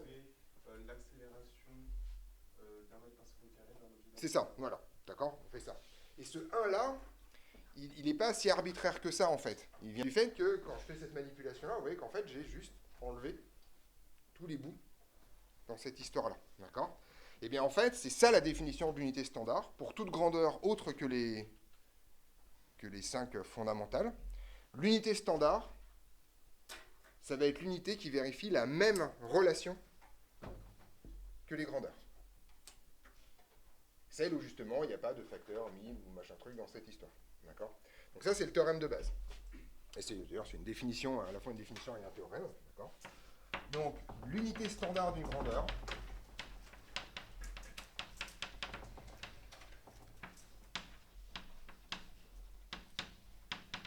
est celle qui obéit a la même relation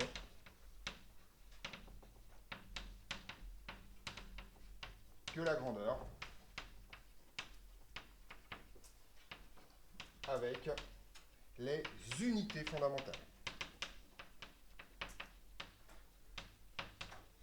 qui du coup deviennent des unités standards aussi. D'accord ? Donc en particulier, c'est ça qui va vous permettre d'écrire que puisque la pression c'est une longueur moins 1 fois une masse fois un temps, ça vous permet d'écrire que donc, en fait, ce donc est extrêmement important, et bien en fait, 1 pascal, c'est tout simplement 1, alors en général on ne met pas le 1, mais c'est des mètres moins 1, kilogrammes, seconde moins 2. Je ne l'ai pas mis dans le même sens que tout à l'heure, mais c'est ça l'idée. Si vous avez compris, ça vous dit que 1 joule c'est quoi ? Il suffit de prendre ça, et de remplacer effectivement les unités, les grandeurs fondamentales par leurs unités. Mais 1 joule, ce sera donc des, donc j'ai enlevé le 1, parce qu'on s'en fout, voilà, des joules, c'est des kilogrammes, fois des mètres carrés, fois des secondes moins 2. Et c'est la raison pour laquelle j'utilise pas ça, parce que vu que les unités fondamentales obéissent au même calcul que ça, je vais pas me faire chier à faire des calculs avec ça, alors que je peux faire des calculs avec ça, qui a le bon goût d'être univoque, clair, bien défini, bien propre, et pas du caprice de n'importe quel prof de physique qui, grosso modo, décide que une lettre désigne une grandeur quelconque. D'accord ? C'est au moins, c'est unifié. Donc, personnellement, les calculs d'homogénéité, en ce qui me concerne, moi, je les ferai toujours avec ce genre de choses. On est au clair là-dessus ? Voilà.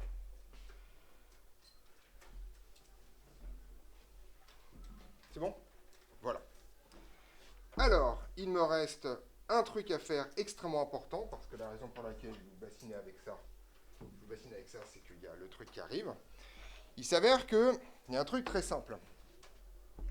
Si vous me demandez à quelle heure on finit ce matin, d'accord, et que je vous réponds 4 kilos, au départ, c'est vous faire rigoler. La deuxième fois, vous allez trouver ça un peu chiant, et au bout d'un certain temps, vous allez juste plus me parler. Parce qu'en fait, vous allez mettre en question ma santé mentale, et vous aurez parfaitement raison, d'accord ? On a tous une tante alcoolique, c'est pas la peine d'en avoir un deuxième au lycée. Donc, a priori, le fait de manipuler et de donner une réponse à une grandeur par une autre grandeur, d'accord ? Ça, c'est quelque chose qui est obligatoirement faux. Je ne sais pas si vous imaginez la puissance de ce théorème-là. C'est-à-dire que moi, si je fais une théorie incroyable et tout, et qu'à la fin je vous dis donc ça pèse 3 heures, vous savez que j'ai fait de la merde. Vous n'avez même pas besoin de lire ce qu'il y a avant. C'est juste complètement con ce que je viens d'écrire à la fin. Parce qu'en fait, la structuration même de ma discipline garantie a priori par ce théorème là, d'accord ? J'ai oublié de mettre unique par ailleurs. Ben voilà, c'est ça aussi. Et vous rajoutez quand même un produit de puissance. Vous mettez unique ici, c'est important. J'ai dit que j'allais le rajouter, puis je ne l'ai pas fait. Alors, c'est hyper important. Vous rajoutez unique quelque part pour que ça ait un sens, quoi. D'accord ? Voilà. Le produit est unique, de toute façon, voilà. D'accord ? Donc, autrement dit, ce que vous raconte ce truc-là, c'est qu'à aucun moment, une masse peut s'exprimer en secondes. À aucun moment, une énergie peut s'exprimer en watts. Ce qui est un grand classique quand des gens parlent d'énergie à la télé, par exemple. D'accord ? En général, les gens racontent n'importe quoi. Et c'est simple. Quand quelqu'un me dit « Ah oui, mais parce que l'énergie produite par les éoliennes, c'est 40 kW », ben moi, je m'en fous de ce qu'il a lu avant, je m'en fous de ce qu'il a fait, je m'en fous de pourquoi il est arrivé à ce résultat-là. C'est de la merde. Sec. C'est forcément faux, parce que c'est pas homogène. Ça, c'est un truc extrêmement puissant et qui est extrêmement propre aux disciplines scientifiques. Il est extrêmement dur en science de savoir si un truc est vrai. Il est extrêmement simple de détecter un truc complètement faux. D'accord ? C'est pas du tout symétrique de savoir qu'un truc est vrai, ou en tout cas solide, suffisamment costaud pour qu'on puisse le montrer à des gens, et un truc où manifestement c'est éclaté au sol. D'accord ? Donc, vraiment, la science, c'est quelque chose qui produit du faux extrêmement facilement. C'est son métier primitif. D'accord ? Et l'homogénéité, c'est un thermomètre de fausseté ultra efficace, parce que vous n'avez même pas besoin de savoir ce qui s'est passé avant. Vous vous en foutez complètement. D'accord ? Donc, on en verra 3 dans l'année des théorèmes de fausseté en sciences. Il y en a un qui est l'homogénéité, où manifestement vous racontez n'importe quoi. D'accord ? Voilà, si vous me dites, cette énergie-là, elle vaut 3 newtons, ok, moi je vous parle plus, voilà. santé mentale est manifestement en doute, donc voilà, on ne parle pas à des fous, voilà. Non, mais il y a des institutions pour ça, je veux dire, voilà. Et puis ensuite, il y a les deux principes de la thermodynamique, d'accord, qui sont la conservation de l'énergie et l'accroissement de l'entropie, ça c'est quand même assez sec. Mais c'est un peu plus compliqué. D'accord là-dessus? Donc ça, c'est hyper important, et c'est ce qu'on va appeler les règles de l'homogénéité. C'est ultra simple, vous allez voir. Mais en fait, d'un point de vue utile, c'est surtout très efficace pour détecter quelque chose qui est faux. Petite remarque, j'ai un tampon non homogène. D'accord? C'est la première chose que je regarde dans une copie. Est-ce que vos résultats sont homogènes? S'ils ne le sont pas, vous prenez un coup de tampon et je passe à la question d'après. Vous avez de la chance, mon prof de physique, il s'arrêtait, lui. Oui, je suis gentil. Il marquait copie non pertinente. Next. Donc, outre le côté punitif de l'homogénéité, c'est aussi important pour vous, avant d'écrire un résultat, vérifier qu'il est homogène. Autrement dit, vérifier que vous avez bien égalé une grandeur avec quelque chose qui caractérise la même grandeur. C'est forcément les mêmes unités. Vous pouvez dire qu'un mètre, c'est égal à 100 cm. On est d'accord que ça, c'est vrai. Même si ce n'est pas le même nombre. Parce que les deux choses de chaque côté caractérisent la même grandeur. Par contre, vous n'avez pas le droit de dire qu'un mètre, c'est probablement 48 secondes. Ça ne va pas. C'est sûr que ça ne va pas. Parce que vous êtes en train d'égaler deux grandeurs alors que vous n'avez pas le droit. Okay. Donc la règle d'homogénéité, elle arrive maintenant. D'accord. On est parti, hein, ça va être simple.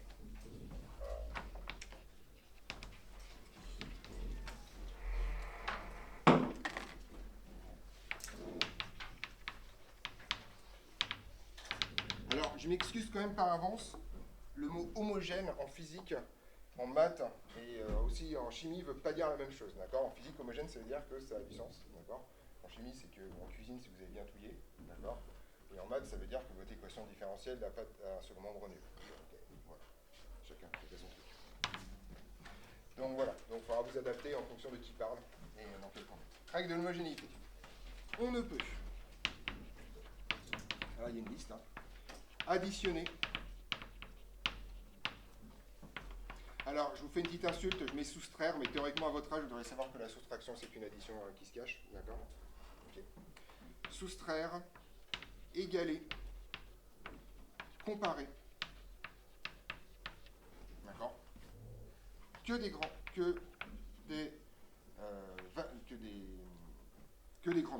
Voilà, je fais ça. Identiques.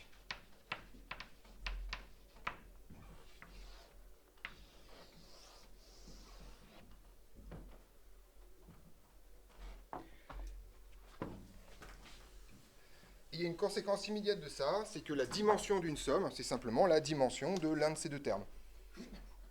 On dit, si je fais 1 mètre plus 2 mètres, la dimension de tout ça, bah, ça reste des mètres. Bon, voilà. Donc il y a une conséquence ici, qui est plutôt une remarque.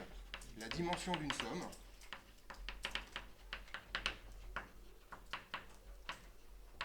est celle d'un de ces termes.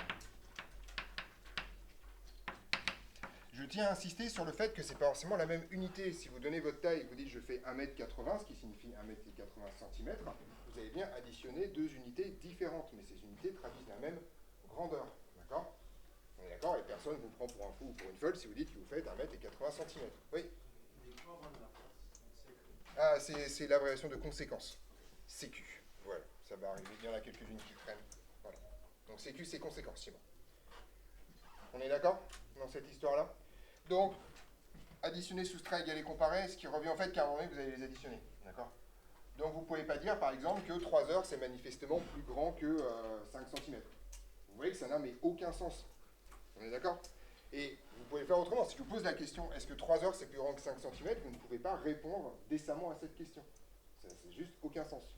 Ok? C'est pas. D'accord? Oui. Vous avez dit quoi, petite dimension? La dimension d'une somme. Et celle d'un de ces termes. D'accord?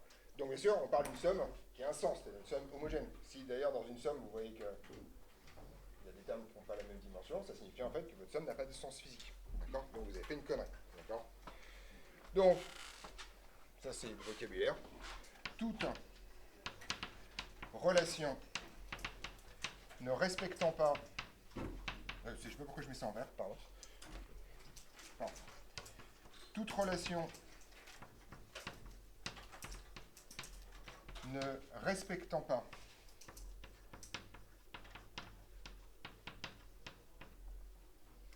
cette règle est nécessairement fausse. Voilà. C'est pas hyper compliqué. Et il n'y a aucune conversation. Aucune. Zéro. C'est juste une histoire de santé mentale. Oui. Vous avez parlé de tout à l'heure qu'on avait 5. Oui. Et si on découvrait que finalement il n'y a que besoin de 4, on pourrait dire que. Ah oui, mais ça serait toujours un produit. D'accord? C'est-à-dire, si jamais on découvre par exemple que le kilogramme s'exprime en fonction de secondes et de mètres, eh ben, ce serait un produit de puissance. Et donc, tu ne pourras pas additionner des kilogrammes et des secondes. Tu pourras éventuellement additionner des kilogrammes avec la combinaison de mètres et de secondes qui irait bien. Sauf vraiment un espèce de miracle absolu où tout d'un coup on se rend compte que c'est littéralement la même chose. On ne serait pas ça à côté d'un gros truc quand même. Mais pourquoi pas? Mais tout d'un coup, ça veut dire que ça caractériserait la même grandeur. Et donc tout d'un coup, il n'y aurait pas de problème. On serait passé à côté d'un gros truc quand même. Hein. Mais bon, pourquoi pas? Enfin, hypothétiquement, c'est quelque chose qui a un sens. D'accord? On est au clair là-dessus? Donc ça, ce théorème-là, il est hyper important. Il est hyper important pour deux raisons. Oui, pardon, je t'écoute. Vous avez un exemple d'une relation qui est fausse? Oui, bien sûr. Pas de problème. 1 kilogramme est plus petit que 10 mètres. J'ai comparé deux trucs qui n'ont pas la même dimension. D'accord? Et c'est faux, c'est pas un théorème compliqué. Tu sais que c'est faux avant de rentrer dans cette pièce. Je veux dire, là, en vrai, je vous apprends rien, quoi. Vous êtes d'accord que si quelqu'un fait ça plusieurs fois, au bout d'un certain temps, vous lui parlez plus. Juste, voilà, enfin, c'est chiant, quoi. Voilà. Donc bien sûr, ça c'est une relation triviale, mais je peux donner un exemple peut-être plus compliqué. Je vais mettre un exemple ici, voilà. Et je suis un peu stressé sur les trucs pas homogènes, hein. Je suis un prof de physique, donc je vais la barrer à chaque fois. D'accord, voilà, on sait que c'est faux. Okay. Un exemple peut-être plus compliqué, c'est, je trouve que la pression, c'est une masse ou une accélération. D'accord?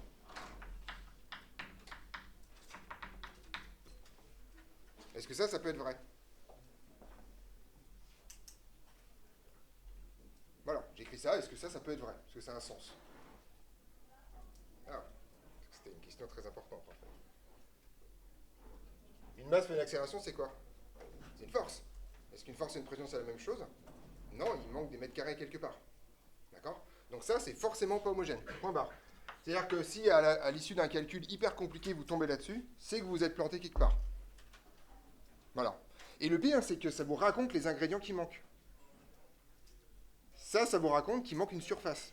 Donc ça se trouve, sur une ligne de calcul, vous avez oublié de rajouter la surface, vous avez voilà, fait une opération illicite. D'accord? Se planter dans les calculs, c'est tout à fait normal. Ça arrive à tout le monde. D'accord? Ça, non seulement ça vous raconte que c'est faux, mais ça vous raconte également les choses que vous avez oubliées. Je vous donne un autre exemple, si vous voulez, pour voir un peu le truc. Imaginons que j'écris ça. C'est de l'électricité, d'accord? Donc j'écris R1I1 plus R2I2 plus R3 fois U3 égale 0, par exemple. Bon, est-ce que ça peut être homogène? Alors les R, c'est des résistances, les I, c'est des intensités, et U, c'est une tension. D'accord? Ça peut être homogène ou pas, ça? Non. Pourquoi? Ouais. Effectivement, U, c'est une tension. D'accord? Donc en fait, vous savez que RI, c'est une tension. On est d'accord? C'est la loi d'Ohm. Ok. Donc ça, c'est une tension. Ça, c'est une tension. Pas de problème, on additionne deux tensions. Mais ça, en fait, c'est une résistance fois une tension. Or, une résistance, c'est dimensionné. D'accord? C'est pas une grandeur sans dimension. Ok. Donc ça, c'est forcément faux. A priori, qu'est-ce qui manque? Ou qu'est-ce qui est en trop? Soit le R3 ici qui est en trop, soit il manque une résistance multiplicative sur les deux autres. Je ne sais pas si vous voyez la puissance du truc, si vous voyez que c'est faux, vous remontez vos calculs en cherchant en fait la résistance qui manque quelque part. Où est-ce que vous vous êtes planté? D'accord? C'est d'une puissance extrême ça. D'accord? C'est un gros indicateur du fait que vous êtes planté. Et en fait, si vous vous habituez à faire ça, vous vérifiez l'homogénéité. D'accord? Vous remontez, pas homogène, pas homogène, pas homogène. Homogène, vous savez même où vous êtes planté. Le moment où ça se met à déconner. D'accord? Le moment où votre calcul il a fait un AVC, quoi. D'accord? Et là, après, c'est simple. Si vous savez où est l'erreur, vous allez le voir. Souvent, c'est des erreurs d'arithmétique de base. Vous avez oublié de simplifier d'un côté. Vous avez fait une factorisation illicite. Enfin, voilà, des trucs. Il y en a plein, des comme ça. D'accord? Donc ça, c'est vraiment un truc extrêmement important d'un point de vue calculatoire. Et par ailleurs, les exercices d'homogénéité, vous en aurez à chaque planche d'exo. D'accord? Ils sont à la fin, enfin à la fin des exercices d'entraînement. Et c'est un excellent test pour savoir si vous connaissez toutes vos formules. Parce que pour tester l'homogénéité, il faut voir dans sa tête les diverses relations. D'accord? Par exemple, là, si vous ne connaissez pas la loi d'Ohm, vous ne savez pas que ça, c'est une tension. Si vous connaissez très bien la loi d'Ohm, ça vous saute aux yeux que c'est une tension. D'accord? Donc c'est la rapidité avec laquelle vous faites ça, c'est une excellente mesure de votre connaissance du cours. On est au clair là-dessus? C'est bon? Parfait. Il me reste un dernier paragraphe à faire avant qu'on passe au... Du coup, on passe à la pause d'abord et puis qu'on change de chapitre. Mais grosso modo, là, j'ai fait le... Ah non, j'ai un truc à faire avant. Ça, c'est hyper important. Remarque finale. Alors, c'est suffisamment important pour que je le mette en orange quand même. Il existe plein de choses qui sont sans dimension. D'accord? Donc, les nombres et les fonctions usuelles sont toutes sans dimension. D'accord?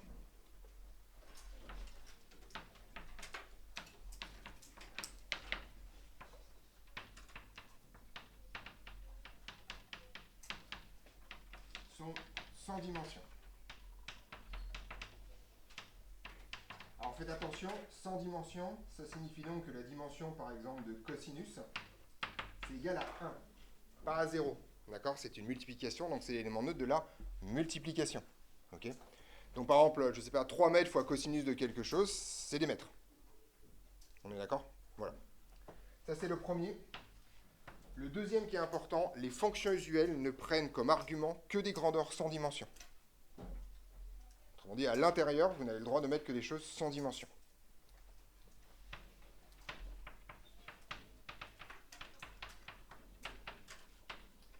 Ne prennent comme argument que des grandeurs sans dimension. Alors je sais que les profs de maths en ont rien à foutre, mais pas nous. Donc vous ne pouvez pas écrire cosinus t par exemple. Si t c'est un temps. C'est cosinus de oméga t, enfin en tout cas de a fois t, ou a avec l'inverse d'un temps pour que l'ensemble soit sans dimension. On est d'accord? Je vous donne un exemple très simple. Qu'est-ce que vous connaissez comme loi? Pas grand-chose. Ah, les exponentielles, vous connaissez? Si vous prenez exponentielle de moins t sur tau, par exemple, je suis sûr que vous avez déjà croisé ça un jour dans votre vie. Ouais, d'accord, voilà. Bon, bah vous voyez que t sur tau ici, ça là, ça doit être sans dimension. Autrement dit que tau et t doivent avoir la même dimension. Si t est un temps, tau est un temps. Si t est une longueur, parce qu'on a fait n'importe quoi, parce qu'on a envie de s'éclater à mettre des t en longueur, voilà, etc. D'accord? Donc ça, c'est sans dimension. Les plus réveillés d'entre vous pensent au logarithme, et oui, ça fait chier. Parce que le logarithme du rapport donnant la différence des logarithmes, vous pouvez littéralement éclater un logarithme en deux pour mettre des trucs dimensionnés dedans. D'accord? Oui, le logarithme fait chier. Bon, on se débrouillera avec le logarithme quand viendra son tour. D'accord? Et voilà. Oui. Dans un truc que vous avez donné, il dit qu'il n'y a pas de dimension pour les fonctions duales à l'exception de x racine de x. Oui, ah oui, effectivement. Je te remercie. Très bien. Alors, pour moi, x et racine de x ne sont pas des fonctions usuelles, ce sont simplement des puissances. D'accord? Donc, dans cette définition-là, je l'écris parce qu'effectivement, ça vaut le coup. Attention, en fait, ceci ne concerne pas les puissances. D'accord? Donc, effectivement, x carré, c'est la dimension de x au carré. D'accord? Voilà. Une forme de problème. Voilà. Dimension de x carré est égale à la dimension de x au carré. Donc, des mètres carrés, c'est des mètres carrés. Enfin, voilà. Ce qu'on raconte, c'est que des mètres carrés, c'est des mètres au carré. Petite remarque, si jamais vous n'avez jamais réfléchi à ça, les unités, c'est quelque chose qui se factorise en fait. D'accord? Vous pouvez toujours traiter les nombres d'un côté et les unités de l'autre. Okay. Est-ce que je fais ça maintenant? Ce serait pas con en fait. Non, je vais le faire en TD jeudi. Ok, on va faire ça en TD jeudi. Ok. J'hésite dans l'ordre de ce que je fais. Bien. Grand 3, qui est la dernière chose qui m'intéresse dans cette histoire. ce sont les incertitudes. Donc votre premier TP, je ne sais pas si je le fais jeudi ou jeudi prochain, mais en tout cas, ce sera sur le sujet. D'accord. C'est important à comprendre dans cette histoire, et c'est juste histoire de réactualiser un certain nombre de choses qu'on vous a déjà probablement enseignées. Voilà, je vais aller très très vite là pour le coup, c'est vraiment histoire qu'on comprenne un peu les diverses choses. Ce qui m'intéresse, c'est l'aspect, comment dirais-je, épistémologique du problème. Pas forcément comment on calcule ça, on verra ça en TP ensemble. L'idée est la chose suivante. En fait, il n'existe aucune valeur numérique exacte en physique, à l'exception aujourd'hui des constantes fondamentales qu'on donne comme ça, sec. D'accord ? Tout ce qui se mesure, en tout cas, en fait, n'est jamais une valeur, mais un intervalle. D'accord ? Donc ça, c'est extrêmement important à comprendre. Donc, la valeur d'une grandeur mesurable, ou plutôt mesurée, si on veut être précis, mesurée est toujours un intervalle. D'accord ? Donc en fait, cet intervalle, pour l'instant, je vais l'écrire x min, x max. X appartient à ça. Donc en fait, quand je vous dis par exemple que, je sais pas, moi je fais 1m80, en fait, en vrai, je vous mens. Je ne fais pas 1m80, je fais une valeur qui est dans un intervalle, et si je ne vous mens pas trop, 1m80 à l'intérieur de cet intervalle. D'accord ? La précision de la mesure, c'est uniquement la taille de cet intervalle. Plus une mesure est précise, plus cet intervalle est petit. Mais vous avez un niveau en maths suffisamment élevé pour savoir que ce truc-là ne peut jamais être de taille nulle, ou en tout cas, vous avez toujours une infinité de nombres à l'intérieur de ce truc-là, dès que x min et x max sont différents. D'accord ? Donc, grosso modo, en fait, quand vous donnez une grandeur, dire c'est ça sa valeur, c'est a priori faux. Ça pourrait être n'importe quoi, c'est-à-dire donc une infinité de nombres à l'intérieur de ce truc-là. Alors, vous voyez que c'est pas vraiment pratique, d'accord ? Si vous voulez acheter, je sais pas moi, des étagères chez Ikea, vous allez bien avoir une taille pour vous arrêter de parler en intervalle, d'accord ? Alors, petite remarque, un fun fact rigolo, vous avez déjà remarqué que sur un certain nombre de paquets alimentaires, il y a un E. Vous avez le poids, il y a un E à côté. Ce E-là, ça vous donne la taille de l'intervalle. C'est une norme, en fait. Ça vous dit que c'est vrai à plus ou moins, je me souviens plus du truc, mais ça vous dit que c'est 100 grammes plus ou moins ce que ce E vous raconte. C'est-à-dire que le marchand vous explique la taille maximale de l'intervalle plus exactement. Autrement dit, si jamais, par exemple, vous achetez 1 kg de pâtes et que vous découvrez que c'est en fait, avec une super balance de ouf, 999,98 grammes, en fait, en vrai, vous n'avez pas le droit de porter plainte, enfin en tout cas vous allez faire débouter si vous portez plainte, parce que c'est probablement contenu dans le E qui est là. C'est comme ça, d'accord ? Donc, ce genre de considération concerne également l'intégralité des choses que vous faites, d'accord ? Vous savez très bien, par exemple, quand je parlais de l'exemple de la taille tout à l'heure, on donne sa taille, grosso modo, au centimètre près. Personne ne va donner sa taille au millimètre près. C'est absurde, en fait. On sait juste qu'on escompte que l'intervalle là, quand on donne la taille de quelqu'un, fait 1 centimètre. Mais pas plus, d'accord ? Voilà. Si vous pesez, par exemple, en général, on donne son poids au kilo près, à la centaine de grammes près, si vraiment on est obsédé par le truc, d'accord ? Mais personne donne son poids au gramme près. Ça n'a aucun sens. C'est d'ailleurs très bien que ça change du... Et ça a une raison de fond, ça. C'est pas parce qu'on a la flemme, ou parce que des balances au gramme près, c'est cher. C'est aussi parce qu'en fait, à un moment donné, c'est débile de donner son poids au gramme près, tout simplement parce que 5 minutes plus tard, ce sera probablement pas la même mesure. D'accord ? Si vous transpirez un peu, que vous faites un truc, vous avez un développement musculaire quelconque, voilà, il se passe. Et donc, grosso modo, votre masse, a priori, change avec le temps au gramme près. Et donc, l'intervalle que vous avez là, c'est pas uniquement une histoire de flemme ou une histoire de précision de mesure. C'est une histoire de cohérence du modèle. À un moment donné, si vous considérez que la taille de quelqu'un est constante, alors vous ne pouvez pas la mesurer avec une précision extrême, parce que sinon elle ne sera plus constante. D'accord ? Ça, c'est vraiment extrêmement important à comprendre. C'est-à-dire qu'à un moment donné, la limite de cet intervalle-là est à la fois une limite instrumentale, mais aussi une limite de modèle, où à un moment donné, ça n'a plus aucun sens de pousser plus loin. Si vous regardez dans la fiche que je vous ai distribuée hier, le nombre de décimales des constantes fondamentales, vous allez remarquer qu'il y en a une qui est plus petite que les autres. C'est la constante de gravitation. D'une part parce que c'est très dur à mesurer, d'autre part parce qu'en fait, vu les masses impliquées, vu les machins et tout, en fait, on s'en fout un peu d'avoir les 3 décimales qui manquent pour la constante de gravitation. Voilà, vu la grossièreté des modèles, vu que la position de la Terre, on n'est pas au centimètre près.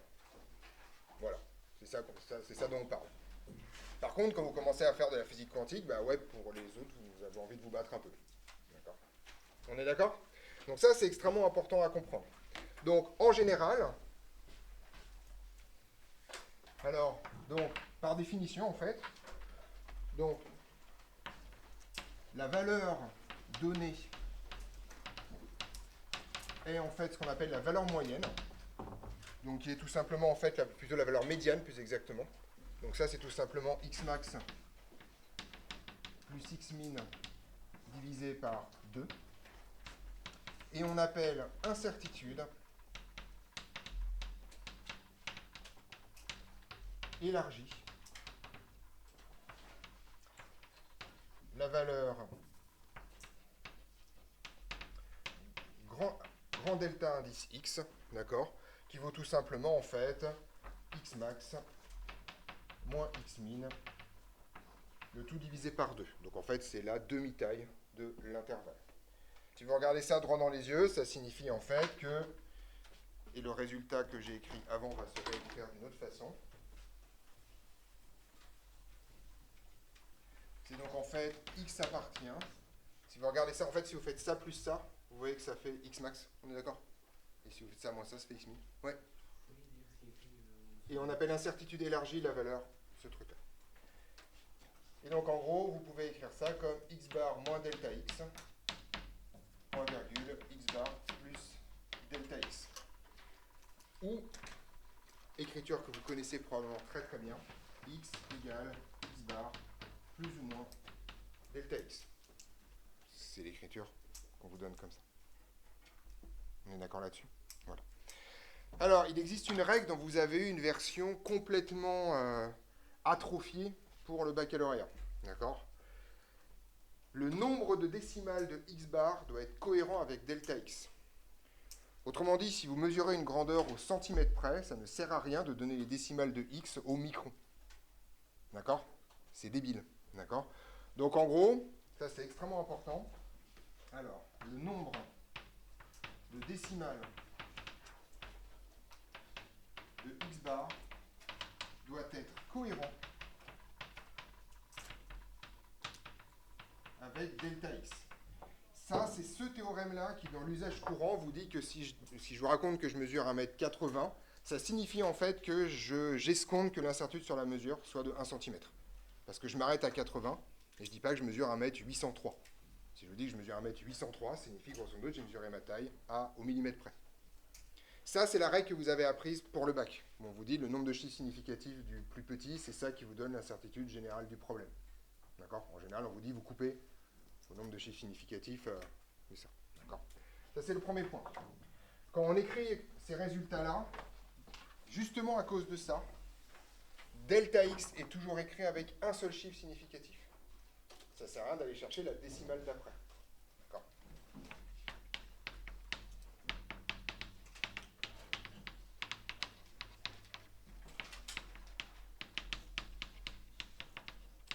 Alors, on va quand même faire un truc important dans cette histoire.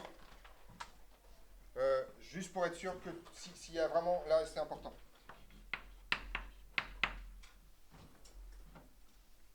Est-ce qu'il y a des gens qui pensent, et vraiment dites-le, parce que là, il faut débunker. Hein.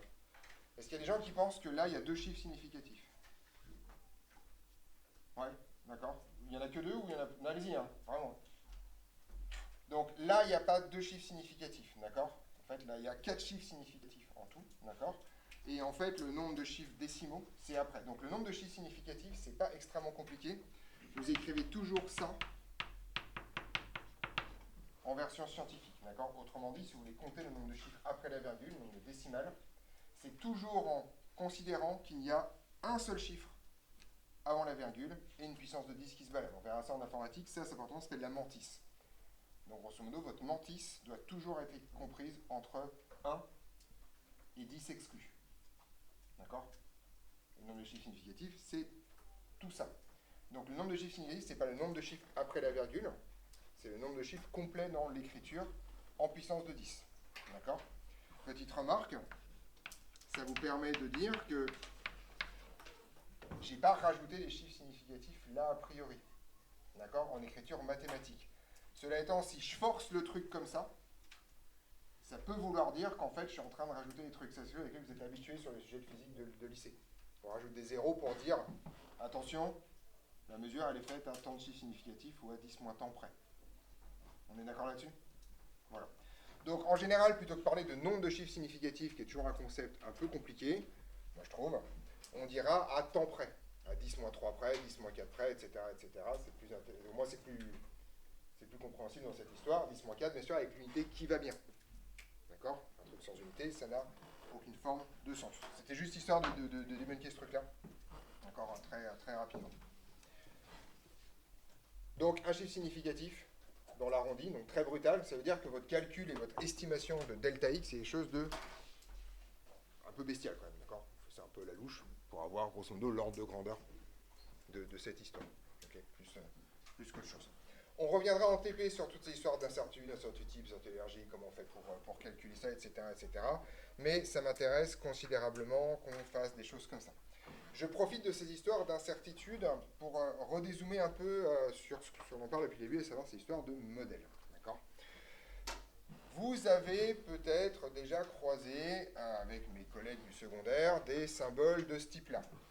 À peu près égal, très petit, etc., etc. Mes chers amis mathématiciens disent qu'on ne se respecte pas nous-mêmes, mais bon, c'est pas du tout vrai, d'accord? On va essayer de comprendre un peu ce que tout ceci signifie, d'accord? Donc ça, c'est un petit encart final sur le sujet, puisque je suis en train de parler de ça. On va un peu, machin chose. Je vais faire un paragraphe, je vais l'appeler approximation, comme ça va être fait. Alors, déjà, première définition, qu'on fasse ça bien. Alors, A très petit devant B, d'accord? Alors déjà, est-ce que j'ai le droit d'écrire ça si A et B n'ont pas la même dimension? Non, d'accord? Autrement dit, quand vous entendez quelqu'un dire « Non, mais ce temps-là est très petit devant 1 million », il a dit de la merde, d'accord? 1 million de quoi, bordel? D'accord? Voilà, ok?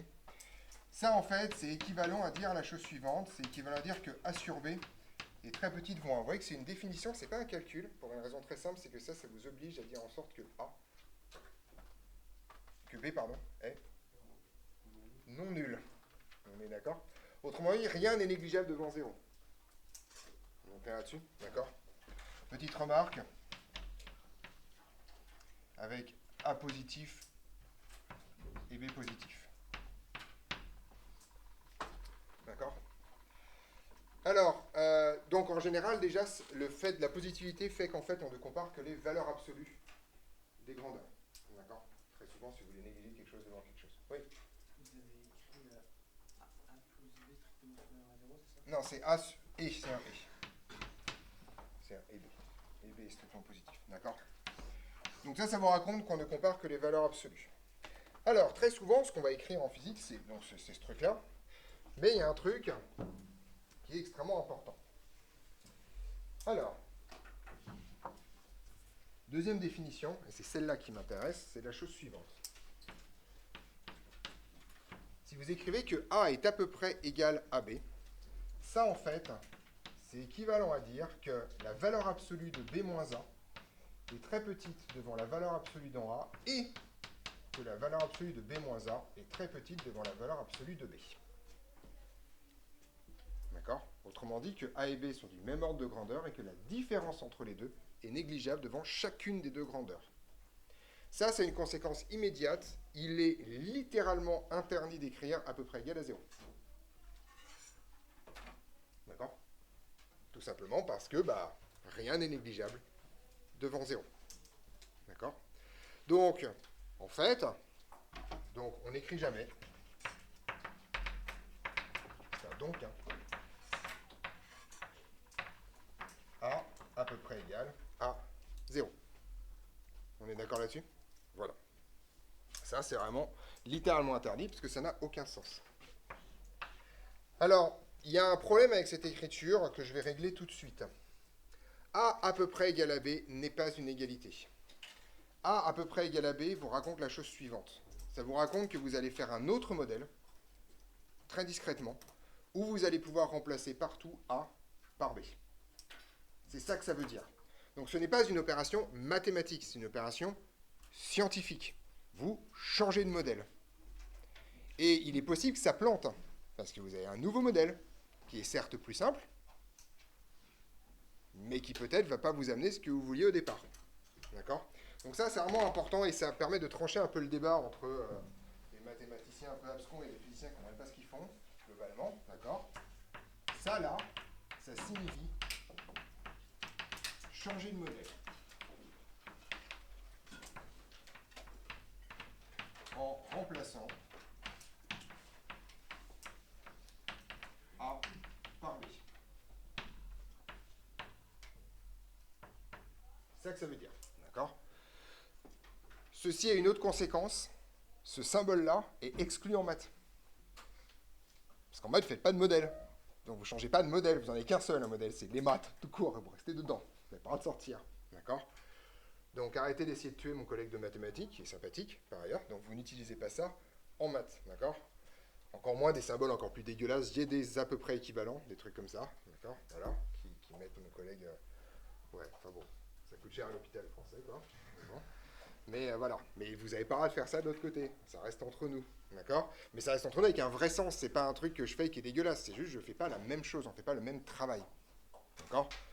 Le problème de manière générale, et ça c'est la base de la physique, on a des modèles qui sont trop compliqués mathématiquement, qu'on ne sait pas exploiter, et donc on essaye de les remplacer par des modèles mathématiquement plus simples, en espérant qu'on a gardé la substance du modèle de départ. Le mot « en espérant » est important parce que vous voyez que dès que je fais ça, j'ai aucune garantie de ce que je fais. Aucune. C'est là notre fardeau. Voilà. On est d'accord sur tout ce panel-là ? Donc, ce cours-là n'est pas un cours explicitement au programme, vous n'aurez pas de questions de cours sur les, par contre, c'est des théorèmes que j'utiliserai tout le temps. Le théorème de l'homogénéité, le théorème de comment on fait des approximations, etc., etc. D'accord? Petite remarque pour cette conversation, pour les plus matheux et matheuses d'entre vous. Je vais faire un truc avec des trucs sans dimension. Est-ce que vous voyez la gueule de ces deux fonctions? Exponentielle moins x, d'accord, c'est un truc qui descend et qui tend vers 0 quand x tend vers plus l'infini, et cosinus, c'est un truc qui fait des zouzous, d'accord? Un physicien, va finir par écrire ça. Et on comprend bien pourquoi, en fait, quand x devient grand, d'accord? Parce qu'on voit bien que l'exponentiel, il flirte avec l'axe des abscisses, d'accord? Et que tout ceci va ressembler quand même vachement à un cosinus. Sauf que manque de peau, c'est mathématiquement complètement faux. Parce que le cosinus a le mauvais goût de s'annuler un peu souvent quand même. D'accord? Donc, par contre, on va le faire, ça. Mais c'est là où le fait que je comprends que c'est un remplacement de modèle, autrement dit que d'écrire mon phénomène physique par ça, je ne vais pas perdre grand-chose par rapport au fait de le décrire avec ça. Ça, c'est un acte intelligent. Mais ce n'est pas un acte mathématiquement licite. Il n'y a rien de licite dans cette histoire. D'accord? Exponentiel, à un moment donné, devient infiniment grand par rapport à cosinus toutes les demi-périodes. Il existe une infinité de points où ça ne va pas, en fait. Mais comme moi, ce qui m'intéresse, c'est le comportement global et pas ce qui va se passer dans les pouillèmes, parce que de toute façon, c'est noyé dans le bruit, en fait, je préfère utiliser ce modèle-là, qui est quand même plus sympa, que celui-là. Voilà. D'accord? C'est ça qu'on fait en sciences. Et il est important de comprendre qu'on n'a pas fait une opération mathématique licite ici. On a juste changé de modèle. On a dit, on va décrire ça par un truc plus simple. Mais effectivement, si quelqu'un dit, oui, mais si on regarde les pieds, là, ça marche pas, ouais, c'est vrai. Parce qu'on sait ce qu'on a fait, là. On sait ce qu'on a assassiné comme réalité physique, en passant de là. Voilà. On est d'accord sur cette conclusion? Je vous laisse partir en pause. On se retrouve à 50 pour la suite de nos aventures.